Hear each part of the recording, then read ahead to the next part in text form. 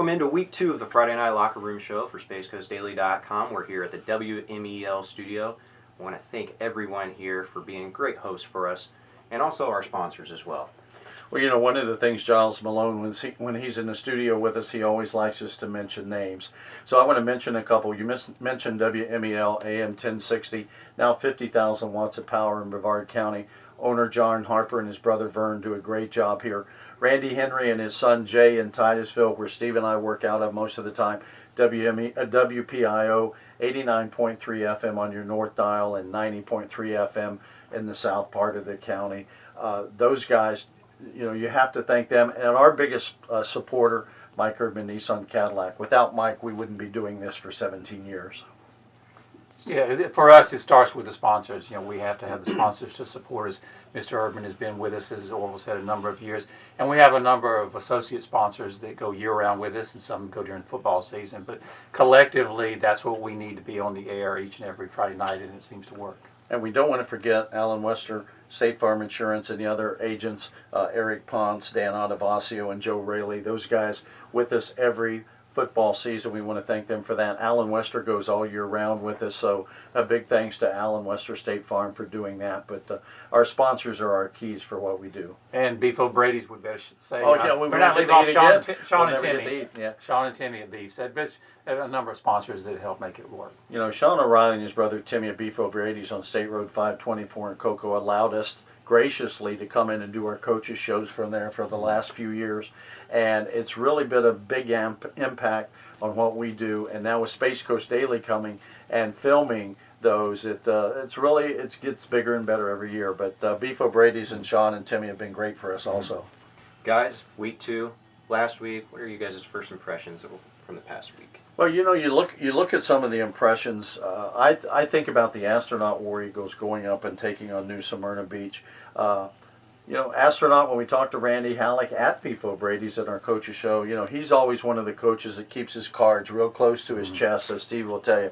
He doesn't like to tell you a lot, but you know, he always talks about we're young, we're injured, we're this and that, but had a nice win early in the season and should have beat New Smyrna Beach last week. I think they lost 14-13, and that, I think, was a big game for the Astronaut War Eagles. Even though they lost, I think it means a lot to them.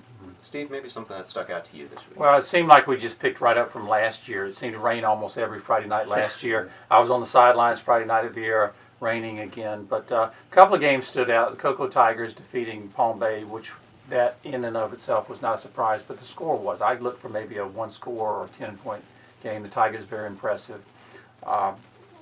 Viera up 38-0 at halftime against Rockledge, and I know Rockledge has a new coach, very young, but I thought the Raiders might be able to compete a little bit more in the first half. They shut out Viera in the second half, so they got better as the game wore on. But still a lot of unknowns in the county at this point, but the Tigers, to me, just appear to be loaded once again. One of the other games, Zach, that I looked at was the Heritage Panthers and the Merritt Island Mustangs. You know, the Heritage Panthers, three-headed monster, reared their head against the Merritt Island Mustangs, who Jeff McLean told us again at Beef O'Brady's during their coaches show, we're young on defense, we're going to make some mistakes, but through the year we're going to get better and we're going to correct those mistakes. But Heritage, 23-6 over the Merritt Island Mustangs, I think they showed that they're ready to go against anybody. Yeah, and the smaller schools, the MCC, they lost a lot of players to graduation last year, but they scored on their first 7 possessions Friday night. Very impressive. So high school football got started last week, real quick. College football starts this week. Do you guys have a preseason favorite for college football this year? No, I'm not a college football guy at all. I very seldom watch college or pro. I like the high school level because Steve and I are so close to it, and we enjoy it with the Friday Night Locker Room and SpaceCoastDaily.com, bringing that to the people every week.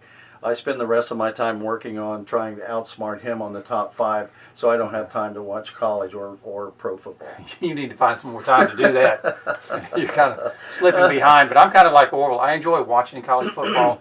I really look more for the players that came through Brevard County and play at various schools. So I just kind of pick and choose.